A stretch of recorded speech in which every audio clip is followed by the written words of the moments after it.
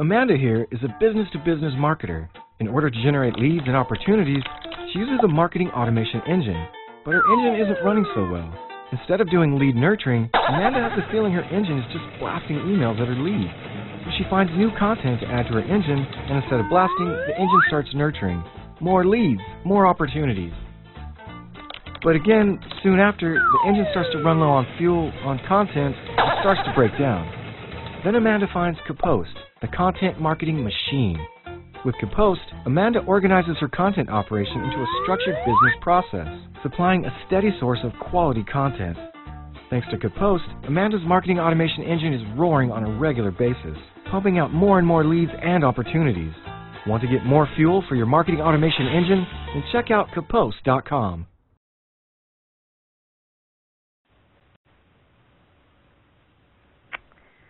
Good afternoon, everybody, and thank you for standing by. Welcome to today's session in the ReadyTalk webinar series. My name is Simone Neighbors, and I'll be your moderator on today's event. Today's webinar is entitled, Where Do Webinars Fit in a Content Marketing Strategy? And we've got a few experts in the space to share some of their insight on the topic. We've got Toby Murdoch, who is the CEO and co-founder of Kapost. He's going to be covering why content marketing is so important to us as modern marketers and what type of content works best at each stage of the buying funnel. We've got Anita Wennert, who is our Director of Product Strategy here at ReadyTalk. She's going to talk a little bit more about how to tailor webinar content to persona and stage buying process, also tips on designing your webinar content with reuse in mind, and then how to repurpose that webinar content for ongoing marketing. And lastly, we have Ian Hutchinson, who's going to chime in from Vidyard. He's a video marketing specialist there, and he's going to talk about driving ROI from your recorded assets along with video distribution. So on that note, a couple of housekeeping items before we do get started. During today's presentation, all the participants are going to be in a listen-only mode. However, if you guys do have questions at any time throughout the presentation, please feel free to chat those into the chat feature, and that's located at the lower left-hand portion of your screen. I'll jump back to this slide quick that shows our hashtag for today, so feel free to carry on the conversation on Twitter as well if you're there.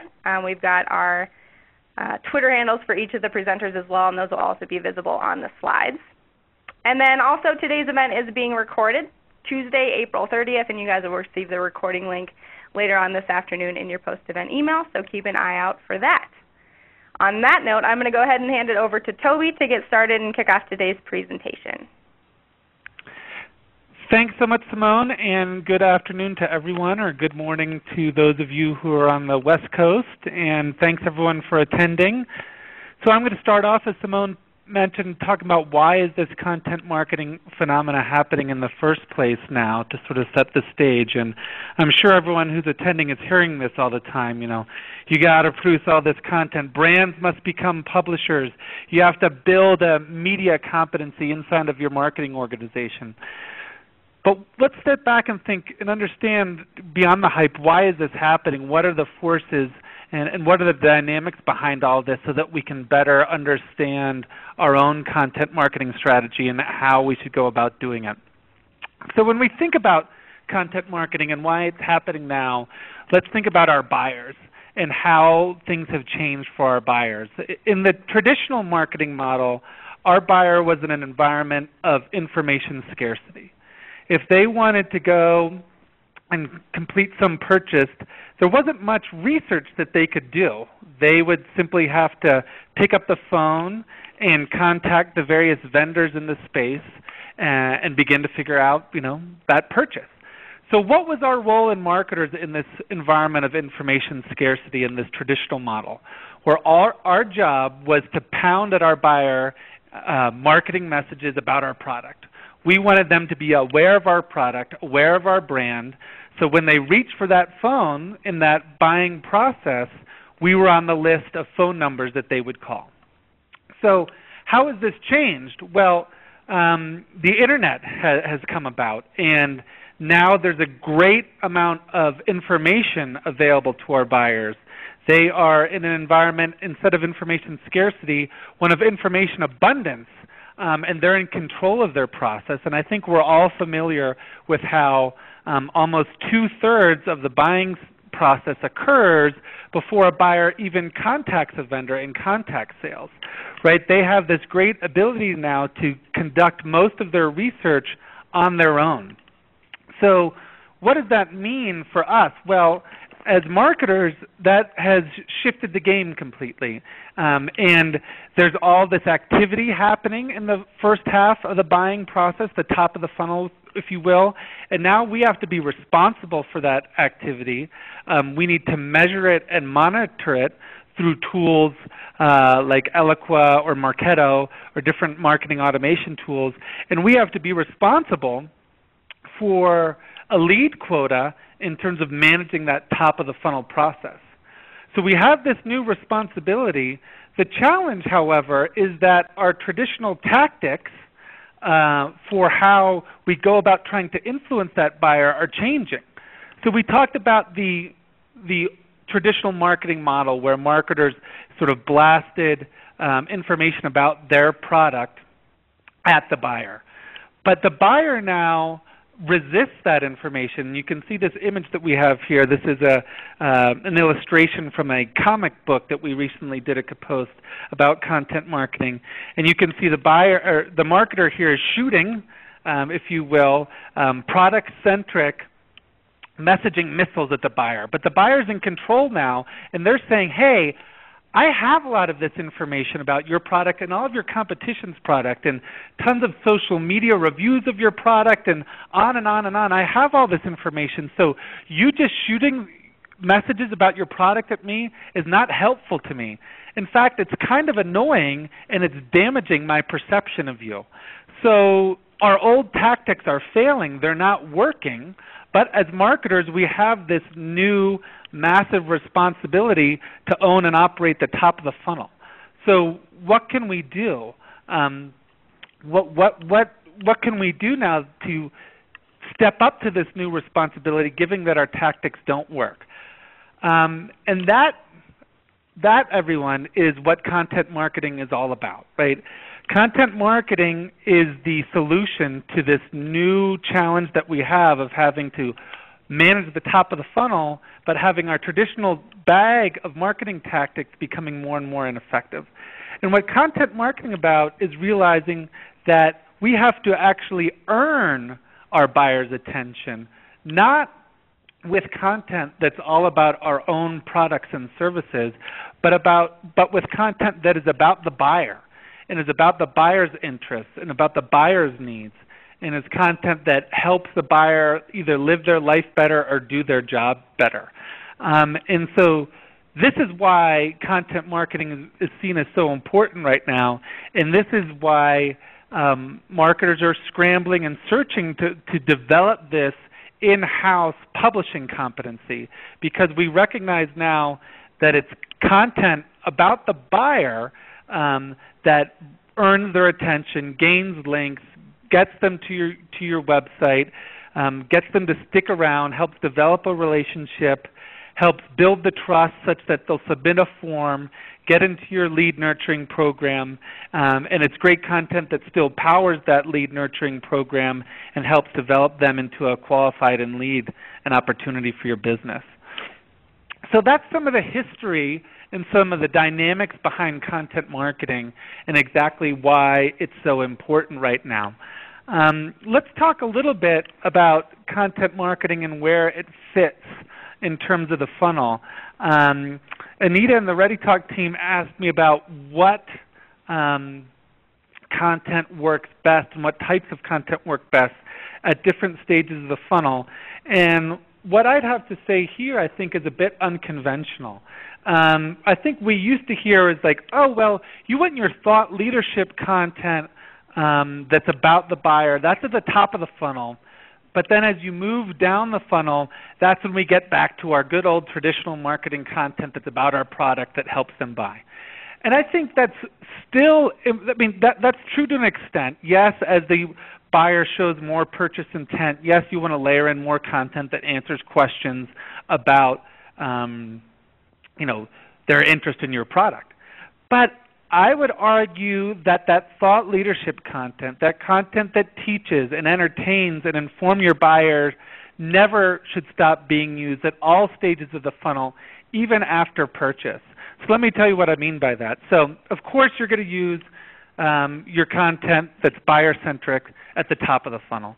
That's going to be great information that has little to nothing to do about your product, and it just helps your buyer solve their problems, and that attracts their attention, that earns links, that helps raise your SEO ranking and starts getting traffic to your site. And then once they convert and they're inside of your lead nurturing program, of course you want to continue to use that thought leadership content to build trust, get more and more of their attention, and nurture them to being a qualified lead. The two areas where I want to suggest that you continue to use that buyer-centric content are at the bottom of the funnel and post-purchase, and I'll explain here why. So at the bottom of the funnel is when sales gets engaged, right? So this is a qualified lead. This is an opportunity. Sales is working them through. But I'm sure many of you have read The Challenger Sale, which is a new book by the Corporate Executive Board, and it's part of a huge study they did to see about what sales tactics are effective. And what they found is the changes that I just talked about with marketing are the case with sales today. Great salespeople can't just bang away about a product. They need to be teachers. They need to challenge conventional thinking amongst their buyers. They need to be instructors and educators. So that thought leadership content that we're creating to use at the top of the middle of the funnel is also very important. That gets distributed to salespeople so that they can be effective instructors and teachers on a one-on-one basis with prospects so as to win them over. So use that buyer-centric content at the bottom of the funnel. And lastly, I want to talk about using it once they become a customer, because we think, okay, now they've bought in, they're a customer, we're trying to get them informed about how to use our product or service, and we want to keep them satisfied and keep them retained and even upsell. But use that same content that you've created that helps them do their job better or live their life better, continue to distribute that to your customers, because to the extent you, again, help inform them and help educate them, they'll be even more satisfied by their relationship with you, succeed more and more at their job and how it relates to whatever product or service of yours that they're using, and thus also be all the more likely to retain and renew and to upsell into greater and greater purchases with you. So the bottom line from all that I've stated here is that content is the new fuel that powers modern marketing. Our buyers are in control. They have tons of information at their disposal. We need to use content as a way to earn their attention and build our relationship with them through all stages of the funnel. So with that, I think our next step is we have a little poll.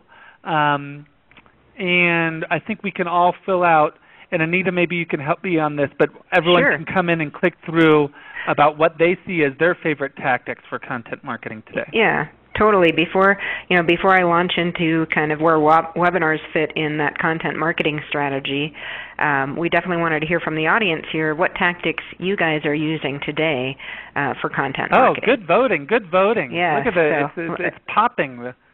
Yeah, there's tons of people responding. Everyone. So, yeah, I'm kind of curious to see what people out in the audience are doing. Oh, the ReadyTalk people are psyched. Webinars is in the lead.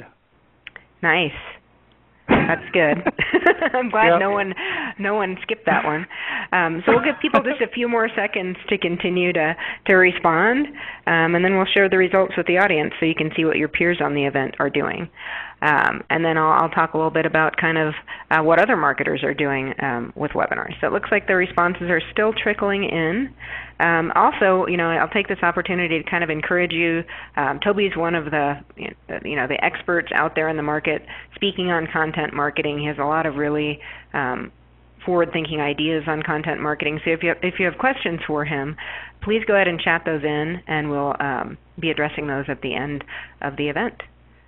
So I'll go ahead and push the results from our poll. So everybody should be able to see those. Wow, that makes me happy. So webinars won with about two-thirds of you doing webinars. So that's always good. And you can see kind of people using a variety of tactics. But Ian should be psyched too, because videos are, a close third there. Yep, totally. So it's good to see kind of what folks are doing out there in the market. And we definitely have had a few other people. If you did answer other, go ahead and chat in other techniques that you're using through the chat window. So I know we've seen a couple of people saying social is another one that they use. So that's great to know, and we appreciate your feedback. So with that, I'll go ahead and get started. So this is what other marketers are saying out there. You've seen kind of what your peers on this event are saying, but other marketers are really also saying that webinars are a top tactic. Didn't come in quite as high in this recent Content Marketing Institute and Marketing Prof study, but in that recent study, 59% of respondents said they were using webinars as a tactic in their content marketing strategy for B2B. And that's up from the result, the same study back in 2012 actually had 46% of people using webinars. So there's definitely some growth there. And it's interesting to take a look at why are so many marketers using webinars and incorporating them into their content marketing strategy. Well, that's in that same study, we saw that those same marketers think that webinars are an effective tactic.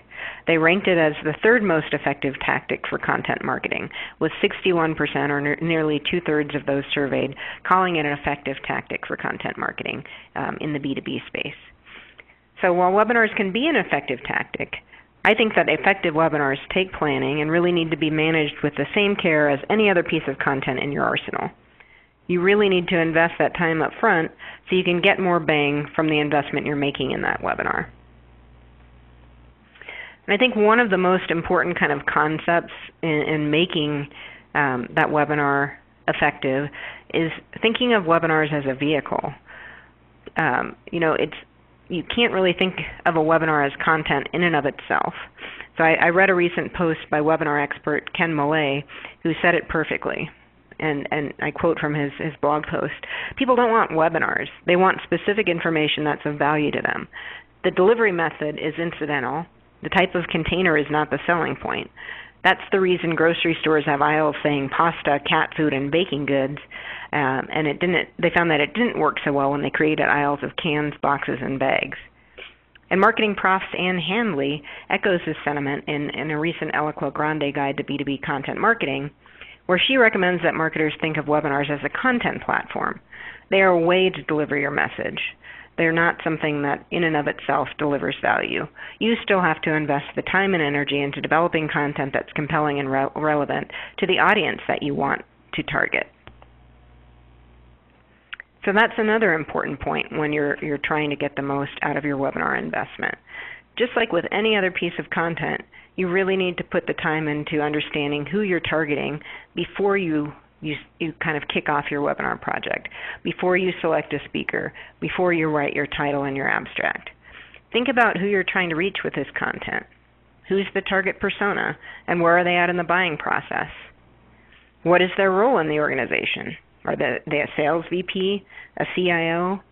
Those people are going to have much different interests and much different messages that speak to them and attract and capture their attention. What are the issues and challenges that are keeping folks awake at night? And which of these needs intersect with the expertise you and your organization can bring to the table? What type of company do they work for? Are you tailoring your message to a specific industry? Are there needs that are specific to an industry versus something that you can do that's more horizontal? Are you targeting SMBs or the enterprise? And even thinking about geography. If you're trying to reach people in a global market, that could inform not only the types of content you present and the way you present that content, but even the times you present that content at, and may require you to host, a couple of different times for your webinar so that everyone can join. Next, think about tailoring your webinar content to the buying stage. Unlike other content tactics, webinars really give you the opportunity to have real-time interactions with your audience and allow them to interact with experts and thought leaders from your organization. Webinars really can play a role at all stages of the sales process, top of the funnel, middle of the funnel, and bottom of the funnel. But the type of content you deliver in your webinar needs to be tailored to where your audience is at in that buying process. And as Toby mentioned earlier, with Challenger Sale, really that thought leadership content can play a role throughout the funnel. So for example, if you're planning for your webinar and you're trying to target top of funnel prospects and attracting prospects into the funnel, you may want to focus on your event on educating people about an emerging market trend or business problem. But maybe if you're targeting mid-funnel prospects, you may want to share some more specifics on how your product can help them solve that problem or take advantage of a business opportunity. You may even want to consider having a happy customer share their story on the difference that your product made to their business, or include a demo of how your product specifically addresses some of those top-of-mind issues. And using this type of content and kind of tailoring that content throughout the sales process can really help you develop the opportunity and move it through the funnel. And really, as Toby also mentioned, you can continue to think about content marketing after you close the deal. And webinars can play a role there as well in driving revenue once you've brought customers on board. You can use that live and recorded content as a technique for onboarding new customers, training them how to use your product, maybe introducing them to advanced features that expand their usage and build stickiness for your product, and maybe ramp usage faster so your time to revenue is shorter. So you can really work webinars into your strategy for retaining and growing business from existing customers, not just for for demand generation and bringing new prospects into the funnel. But regardless of stage, you really need to make it your goal to bring a fresh perspective, expand your audience's thinking, and arm them with the knowledge to make better informed decisions. But once you've done that live webinar, don't let the momentum die when it's over. You've invested a lot in creating that relevant content, bringing speakers on board, creating a slide deck. Treat your webinar as a rich source of content to mine for ongoing programs. To do this effectively, though, you really have to think about reuse at the beginning and design your webinar content with reuse in mind. If you're thinking about that from the get-go, you're going to design your webinar in a way that it can be broken into smaller chunks and used in different types of programs. So some of the same techniques that can make a live event more engaging to the audience are techniques that can help make it easier to repurpose that content for ongoing programs. The standard hour-long webinar where one guy yammers on for an hour is not super easy to reuse. You can do it, but it doesn't give you a lot of flexibility if you're sharing concepts where each slide really builds on the last and they can't be easily divided into smaller chunks of information that can stand alone and deliver value in and of themselves. So maybe start by considering alternative formats for your webinar other than that hour-long expert session. An event with multiple speakers not only keeps people's attention and keeps them interested, it can be more easily repurposed. For example, we can take today's presentation and create 3 10 to 15 minutes recordings that can each stand on their own. One with Toby sharing some thoughts on content marketing, one with me talking about where webinars fit into content marketing, and one with Ian sharing advanced ideas for leveraging recorded content. Other format options to consider, and that may help with reuse, or maybe doing a panel discussion where a moderator is sharing, posing different questions on top of mind issues to a panel of experts and having them share their thoughts on each of those questions. And then each of those can be broken down and used independently. You could even do something that's sharing individual tips or best practices, just content that can easily be segmented into smaller chunks that can still deliver value when they stand alone. Finally, make it easier for your audience to share key messages to their social networks by including tweetable 140-character or less statements right on each slide like I've done today. This is another way to use your webinar to get your message out there and expand your reach. So let's take a look at some ideas for repurposing webinar content. Now that you've done the work to design your webinar with reuse in mind, how do you go about extending the life of this content? I think one of the biggest challenges that content marketers are facing is producing enough content to keep their distribution channels full. By repurposing your ideas that you're communicating in your webinar, your live webinar, into other pieces of content, it can really be a technique that helps you feed that content beast. So before I toss out some ideas, I'm interested in hearing how all of you out there are doing some creative things to repurpose webinar content. So if you have something that you're doing in your organization that's working, share it through the chat window, and I'll go ahead and share some of those out with the audience as well. Definitely interested to hear how others out there are making the most of their webinar investments. Yep, SlideShare, that's definitely one that's a very easy way to kind of leverage that content and get that out there. Most people are going ahead and including the slides in their follow-up emails, but by taking that extra step of sharing them on SlideShare, it's going to help get that content found by new prospects, and it makes it really easy for prospects to share the content with others who may find it interesting. Looks like others are doing things like putting the webinar recording on their website, writing an article in a newsletter, doing blog posts, taking snippets of the recordings and using those in marketing the recordings over time. So definitely some interesting ideas that the audience is putting into play already. So that's great to hear from people. Another tactic we use at ReadyTalk that I think is another that was shared through the chat is writing a blog post or even a series of posts, both before and after the webinar. So many of you may have seen the post that Christine from Kapost wrote on webinars and content marketing last week to help promote the event. It discussed 5 reasons why webinars should be part of your content marketing strategy, and it delivers value and educates in and of itself. So that's a good way, a technique before the event to kind of create some content that can live on and stand alone. We also at ReadyTalk like to write a follow-up post after each webinar. You can share key takeaways from the event or perhaps provide some highlights from the live Q&A, maybe the top 5 questions that were answered. This can really help drive organic search traffic and gives you the opportunity to point to higher value gated content like a full transcript or an on-demand version of the event. You can even create companion pieces of content that can both be used to help you drive registrants and attendees for the event and also live on for ongoing content marketing programs.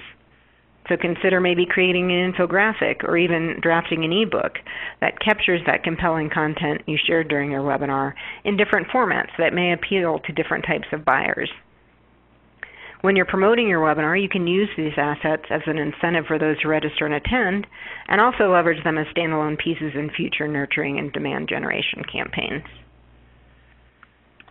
So that brings me to one of the final and most valuable pieces and artifacts of your webinar is the recording.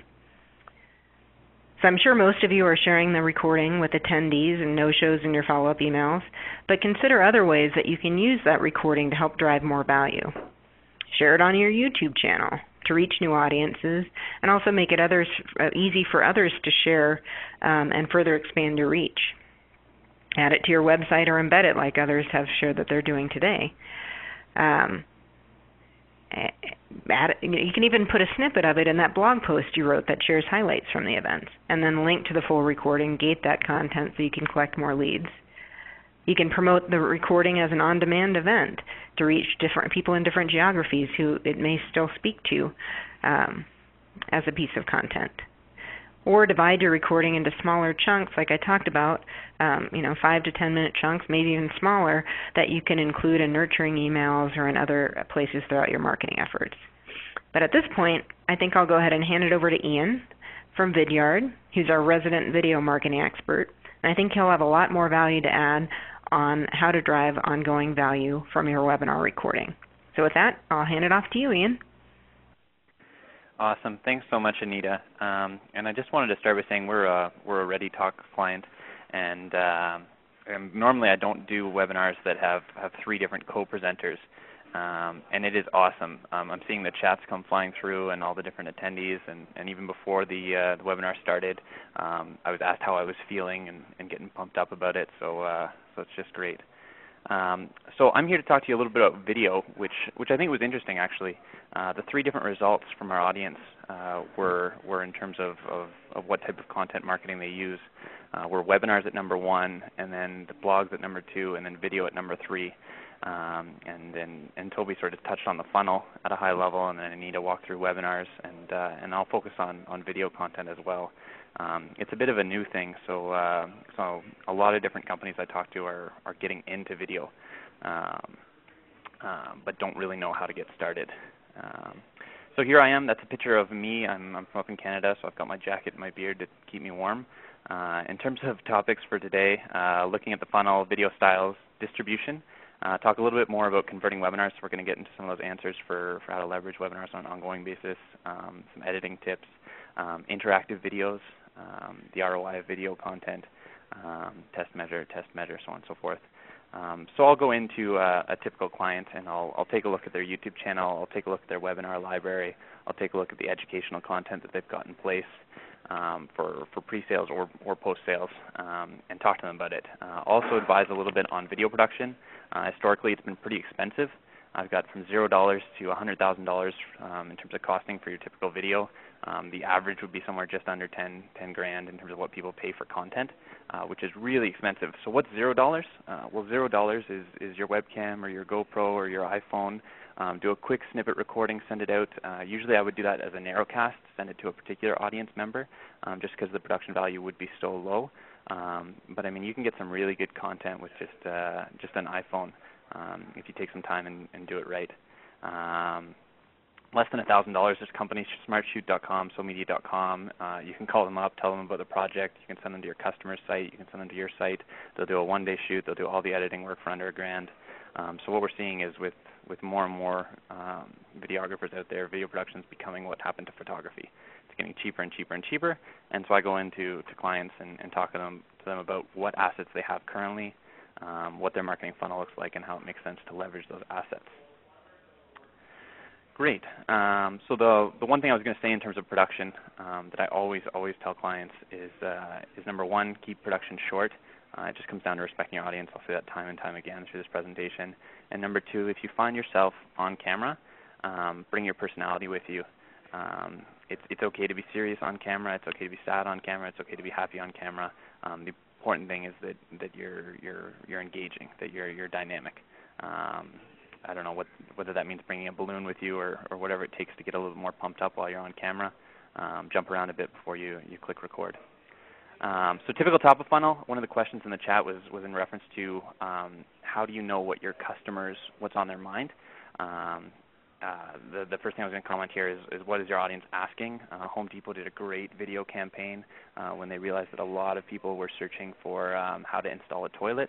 They did a quick 3-minute piece with someone in Home Depot clothing installing a toilet. This is a B2C example, but I really liked it because they drove traffic to YouTube from Google searches and then drove traffic from YouTube to their .com. They measured the number of people that were leaving from YouTube to their .com. They had more videos and deeper videos on their .com, and that's where they converted to purchase.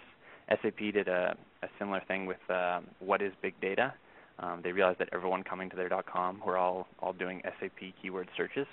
And then to get in on some of those non-keyword searches, they were looking at what the community was asking. The other thing is just an audience-centric approach. I was down at Content to Conversion, and after watching all these Super Bowl ads, it seems as though everything had puppies, babies, or some sort of sexual imagery. My most popular video ever, it was a post-sale video that I fired out to a particular client. It was me dancing, and I'm not a good dancer. But we got some good editing work done on it, and you can make anyone look awesome on camera. And the number of just shares and shares and shares. So if it's top of funnel, it doesn't have to be about you. And that was one of the things that I really took away from the Content to Conversion event, which was in New York last week. This is a quick pie chart. I'm not sure if this is going to come up really well, but this is a content wheel, and it's talking about the different types of content that you can produce. This will be available if you're having a tough time reading this. Actually, I'm not sure how it's coming through. But the main types of content that I see in the B2B space is you get the thought leadership from the executives, you get customer testimonials, you get product explainers, support, company culture, and recruiting videos, and then there's some other fun topics here on this slide. In terms of of distribution here. I've got a whole list of different ways that you can distribute content. You're all content marketers. You know these methods. Some of them, I mean, YouTube AdWords and the different paid media might be a little bit different than what you're used to. But what I see in the B2B space, if I go to a company's YouTube channel and they've got 100 videos, I can bet that they're going to have about 100,000 views. So that's 1,000 views per video is the social norm. And I'll know by that 1,000 view per video rule of thumb whether or not this particular company is engaging in a distribution plan for their content. Are they getting their sales teams engaged? Are those sales people leveraging those particular assets? Do they use SlideShare? That was mentioned earlier as a great asset. SlideShare is so popular right now. So if you're not using SlideShare, definitely look into it. But what it talks about here is just thinking about your video content as a piece of content marketing. Feel free to keep the questions coming on the chat. They're firing away, and I appreciate that. I think Anita's all over that, which I appreciate. Now I'm gonna bring the conversation back down to webinars. So here I've got a poll. It's a simple yes/no, and you can you can tell me that you hate answering polls, which I did just as a bit of a fun thing. But it looks like most of the audience here is going ahead. We're shooting up with yes, they do provide a recording to your webinars.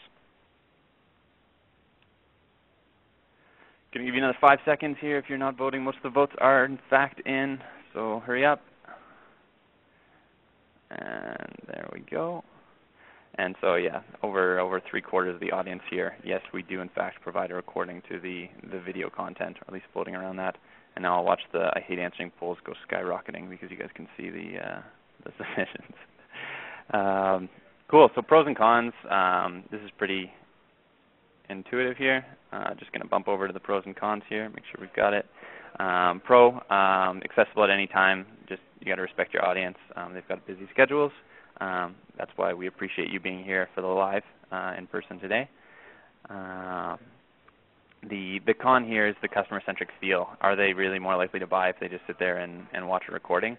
And I was actually talking to LivePerson, which is one of the chat functionalities that they were very interested in triggered chats during video playback, and that's something that you can certainly do. So when someone is watching a recording, you can pop out a chat or pop out a, hey, would you like to give us a call? And that's what I had in terms of the pros and cons for actually leveraging that webinar content. It looks like you guys already know this. You guys are already doing it. So I'm going to talk about some of the next steps you can do. You can create a webinar library based on the size of your library, whether you've got 10 videos, 100 videos, 1,000 or webinars rather, 10 videos, 100 webinars, 1,000 webinars is going to depend on what your actual library looks like in terms of whether it's categorized, whether you've got a popularity, date, or even a search function in there. Whether or not you're gating the content. Some types of content, top of funnel, I recommend not gating, and that depends on your individual marketing funnel and what your buyer personas are. Ungated, and sometimes actually individuals will do that based on a time element. So a particular webinar will be gated for up to 30 days after the actual event, and then after that it's just an ungated asset. Gating refers specifically to whether or not they have to enter their contact information before viewing a particular piece of content. If they're not being tracked through your system already, if you have a system in place for tracking, then they would be an anonymous person. So great question there that I just caught from the chat. This is actually one of our clients. I grabbed a screenshot from. This is their particular resource center. They've got filtered by topics, so they got 5 different categories. They're an HR solution. So it's really customer-centric, which is why I chose this particular example. They've also got filter by resource. So this is where you're getting those blogs, the webinars, and the videos, and so forth. So this is a typical example of repurposing that content and throwing it up. SEO to the extreme. The biggest YouTube channel I've ever seen is Zappos, which is another B2C brand, an e-commerce company, and they essentially have a conveyor belt where they film every single product that comes through. They've got 160,000 videos on YouTube. They've got a full-time role of someone uploading 50 videos a day to YouTube. That's all that person does. So I was talking to them about automating some of that through YouTube's API.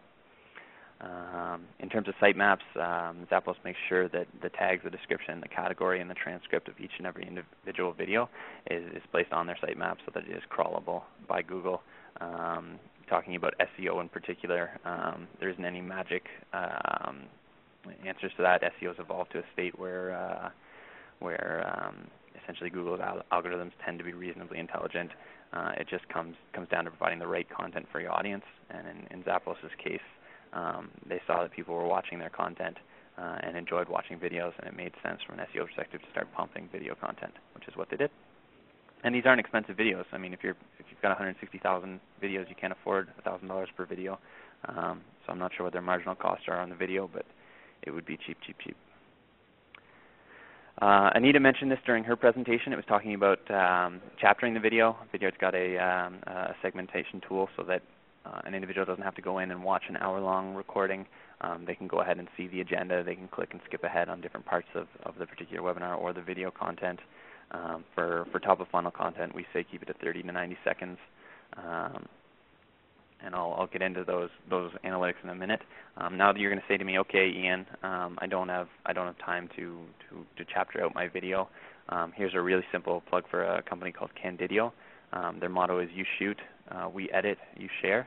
So they just do video editing on any video content that you have, whether it be webinar or otherwise. This is the concept of letting your customers choose what they want to watch. Cut out repetitive content and just clean it up a little bit to make it look a little bit more professional. This is their pricing model. I copied and pasted it in. Essentially, I think it's a $1,200 a year contract, and then it's $150 per video from there. Just a quick Candidio plug. Interactive. So individuals ask me what the YouTube is all about, and I've actually I've come up with a line where the future of internet is television because so many people are watching video content online. But one of the neat things about the internet versus television is, one, you can track who's watching your content, who's on your site, and what they're up to. But number two, and that's true with video as well, tracking who's watching the content, how long they're watching it for, what they're interested in, so forth. But you can also make things interactive. So I mentioned this earlier with live chats, surveys, related content, social triggers, conversions to sale. We've seen some really neat video plays with interactive elements during the video playback. So that's something that we also take a keen eye on at Vidyard in terms of what people do after the video and what you can prompt them to do during video playback. And the key there is you're getting more ROI metrics on your video, which allows you to justify the initial investment in the first place. What you'll find once you start getting into video in a big way, well, lots of webinars. Not all webinars were created equal. Not sure, Anita, I meant to ask you if ReadyTalk's got an award ceremony for the different webinars. I would love to see the world's best webinar. I think SlideShow. Yeah, me too. Well. Yeah, that's a great idea. I like it. Yeah, and they're not all created equal. The concept here is that if you see something that works, use it more. I mean, if you've got a blog article that's really gaining traction, produce a video based on it. If you've got a webinar that really worked and got traction, do another webinar. Repurpose it a little bit differently. Just get deeper into that content, because then you've all of a sudden found out what your audience likes and what they want, and you can start delivering more of that content.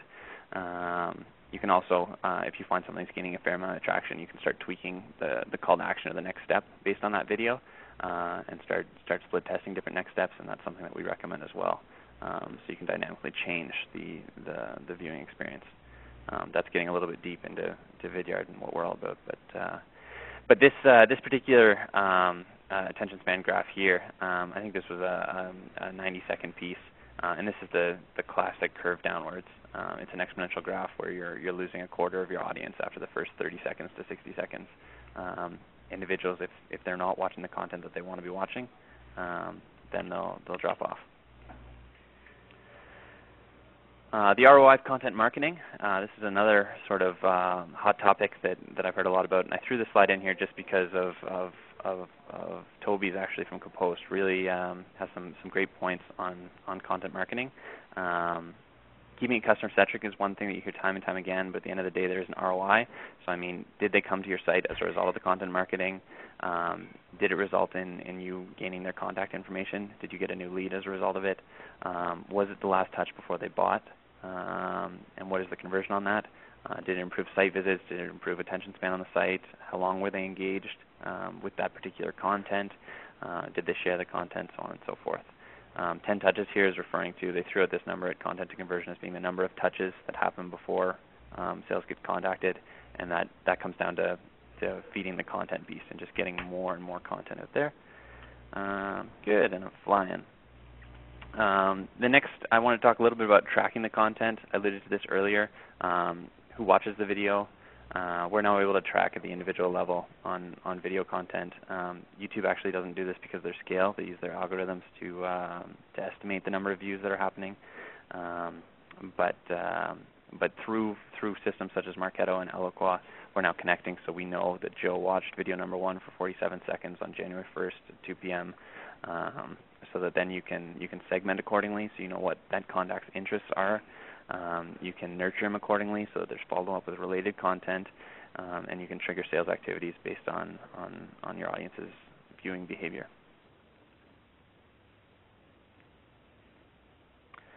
The last topic I had here before I'm going to open it up to questions is on the topic of connecting to salespeople. Is a webinar attendee sales qualified? And I asked Anita this conversation as well, and we debated back and forth, and apparently that's something that they've talked about a fair bit at ReadyTalk. What I think the bottom line is just you have to go to your sales team and ask them.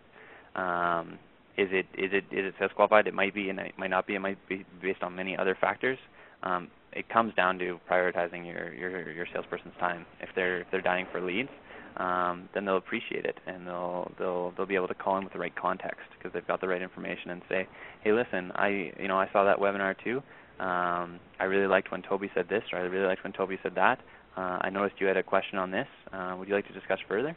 And roll from there. Yep.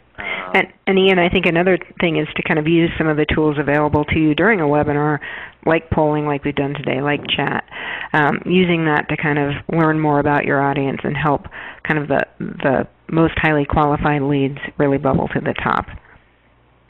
Yeah, and one thing I promised myself I would do during this webinar actually was use the pen tool a little bit more, and I was going to do it during your presentation, Toby. But this actual pen tool gets recorded during video playback, so it's going to be on the recording here. This is permanent ink.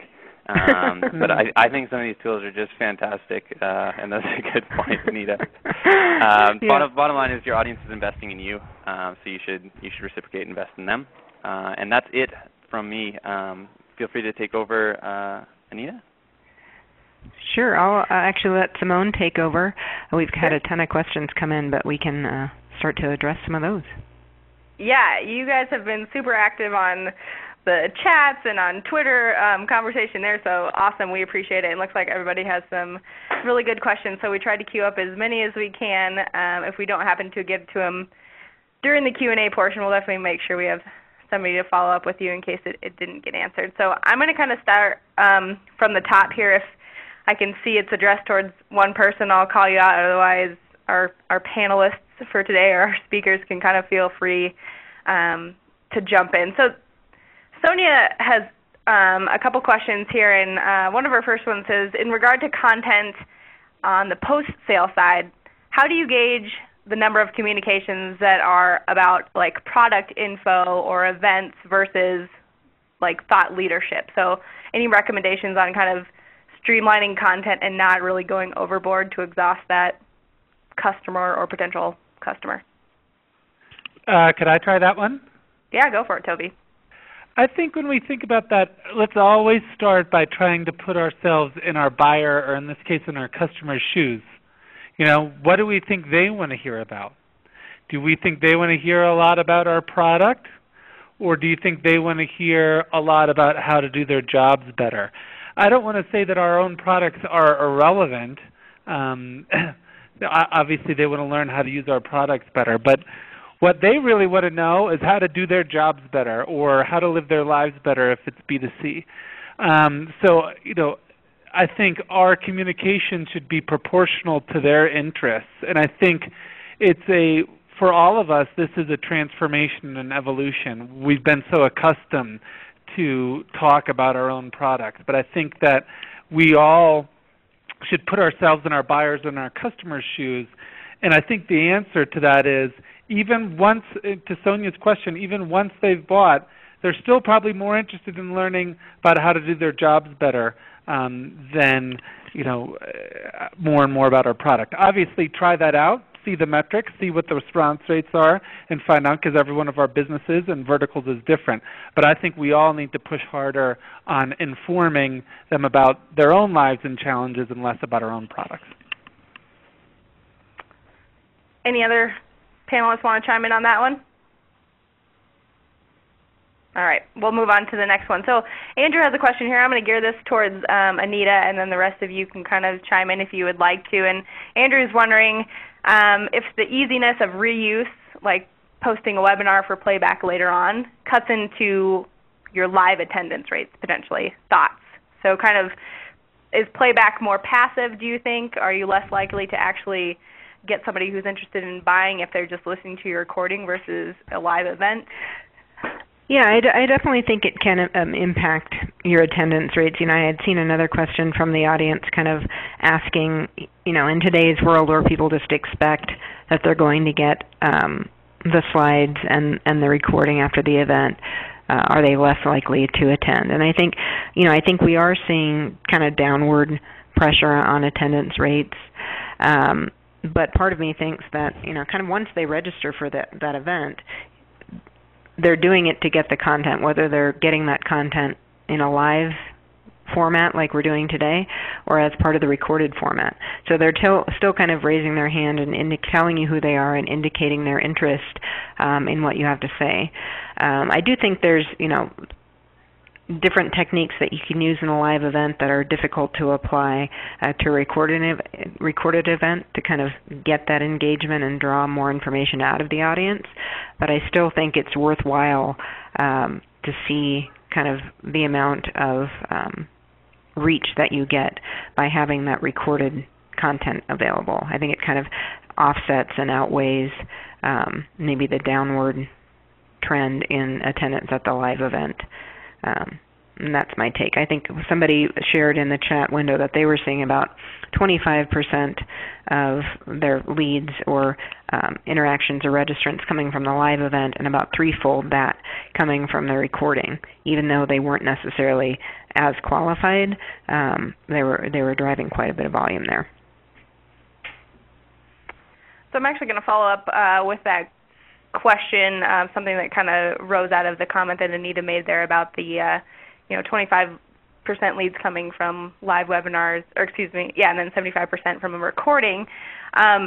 What are some ways do you think that you can start to convert those views into marketing qualified leads or further push them down the funnel?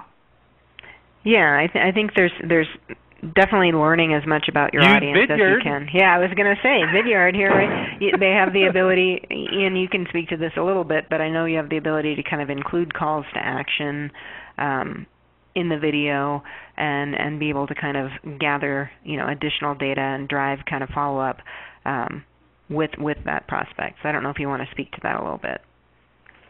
Yeah, and I hate the concept of pushing them down the funnel. These people put their hand up, they're engaged in your content, you're pulling them down the funnel. They want to be part of this ride. So whether or not they're watching your recording or they're attending your live thing, they're pumped and you're pumped. So it should be easy from there. The tools to get the metrics in place are there. You just have to put yourself in your customer's shoes and figure out where their head's at and make sure you stay top of mind. So Ian, on top of this, I have another question for you from Adrian. What are some of the key metrics that you think are important to measure around video? Sure, and there's video and there's YouTube. YouTube, essentially you're looking at view count and number of people leaving YouTube to go to your .com. And you should put the appropriate call to actions on descriptions and so forth to get them to your .com. Video in general, you're looking at click-throughs on the first image. So split test the first image and see, because the first image, honestly, you can boost your views by 20% just by having a good first image instead of someone halfway through a sentence. And then once they're starting to watch the content, take a look at engagement, how long they watch that particular content, and then what they do during or after. and then you'll get a good feel for your ROI of the video content. You can also start tracking across different embed domains, so whether or not you're getting your views from a partner or a channel or a press release or Twitter or Facebook, and you can segregate that data out, and then you should start getting a more complete picture of how video is impacting your audience. And I think this next question, both Ian and Anita and Toby too, you guys can all maybe chime in on it, but regarding videos or regarding webinar recordings, what are your thoughts on allowing, free public access to all of them versus, restricting them by gating them? And I know you kind of touched on this briefly, Ian, but maybe we can kind of expound upon it a little bit more. Are there certain types that you should gate? Should you leave it all open? Should there be a time frame for people to do so? I think there's still there's an obvious trade-off here. If it's just open on the web, it's going to attract a heck of a lot more attention. But then if you don't gate it, you're not going to get people's contact information. So how do you strike that balance? I think people are more willing to fill out a form and go through a gate if it's a real significant piece. I don't think video is that appropriate for gating, frankly. I think it's more, your 30-page ebook if you're into creating such longer pieces. I think that would be more appropriate. But then, make sure that ebook itself and those 30 pages of items, you break that into in each chapter. Let's say that's a 10-chapter book or something.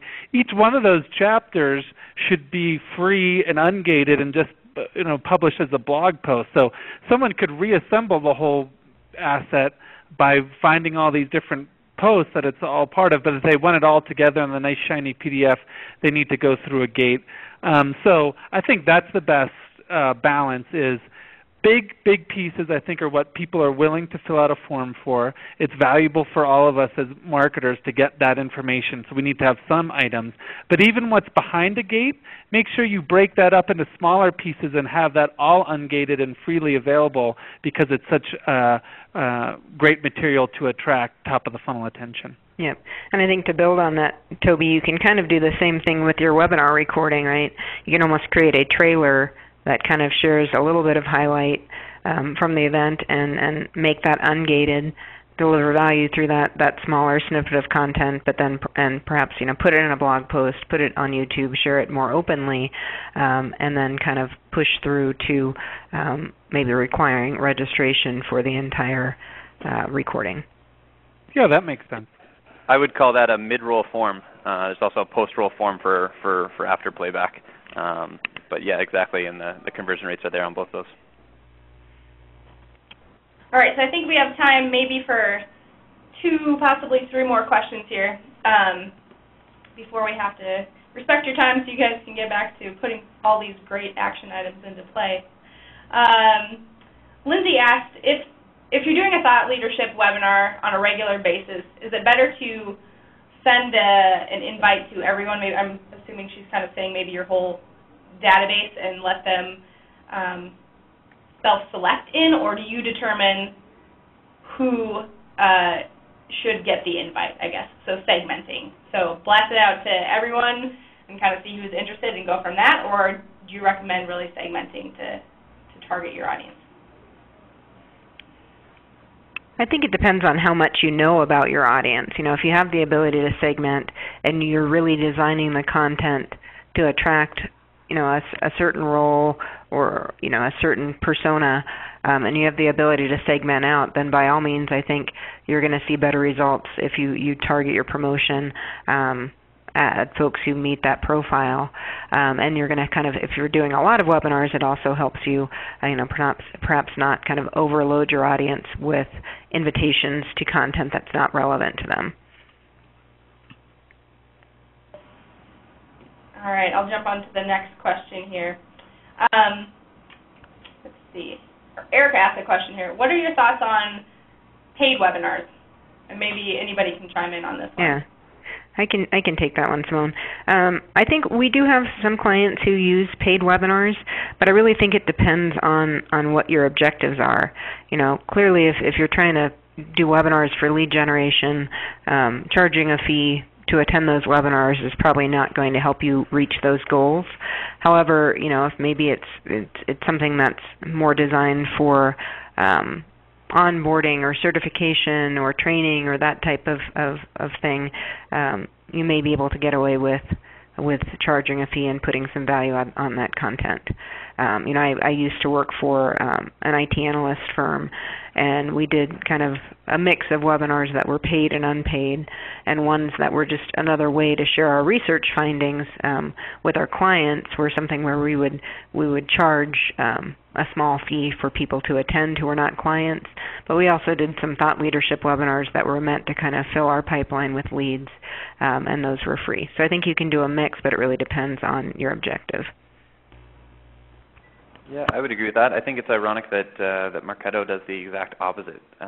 They actually pay individuals. They give them a gift certificate to attend their webinars. So if you're in a position to have individuals paying for your content, then you're in a position that it's almost I don't want to call it a university but you're certainly a thought leader with some valuable content.